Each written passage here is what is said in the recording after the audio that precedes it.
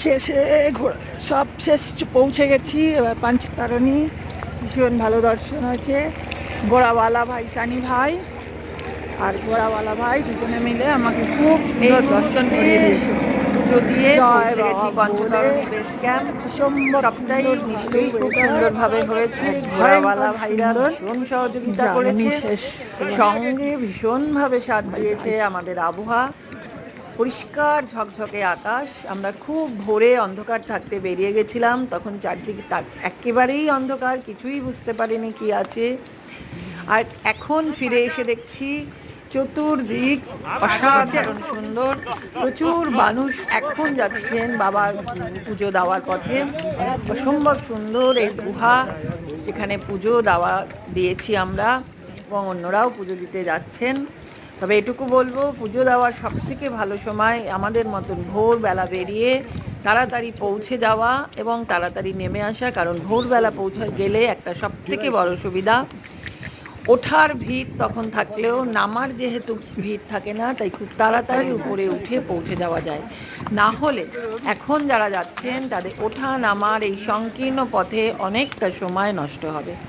তবে এটাও ঠিক, এই সময় নষ্টটাই এখানকার আসল মূল মন্ত্র।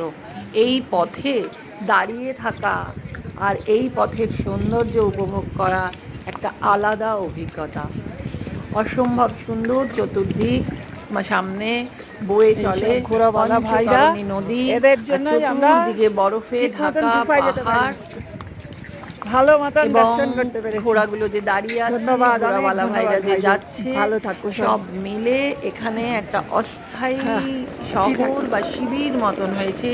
যে শিবিরে লক্ষ লক্ষ চলে যাবো পুণ্যার্থী হেলিপ্যাডের আসে কাছে। বাবাকে পুজো দিতে। তবে প্রতি বছরই এই পুণ্যার্থীর সংখ্যা ক্রমশ বাড়লেও এখন বর্তমানে প্রতিদিন যাওয়ার সংখ্যা, বাবার পুজো দিতে যাওয়ার লোকের সংখ্যা কিন্তু সীমিত। কারণ সেটা সেনাবাহিনী থেকেই সীমিত করে দিয়েছে, কারণ অতিরিক্ত ভিড়ে অনেক সময় দুর্ঘটনা ঘটতে পারে।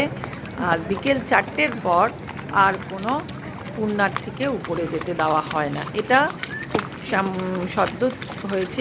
আমি 2023 সালে ওখান থেকে পৌঁছে গিয়েছি এবং সেখান থেকেই যে বলছি, সেটা আমার 2023 সালে যাওয়া। আগামী বছরগুলো আরও সুন্দর, আরও সুষ্ঠুভাবে সমস্ত পুণ্যার্থীরা এখানে পৌঁছাবে, এটাই আশা রাখি। সিন্ধু নদী পাশ দিয়ে বয়ে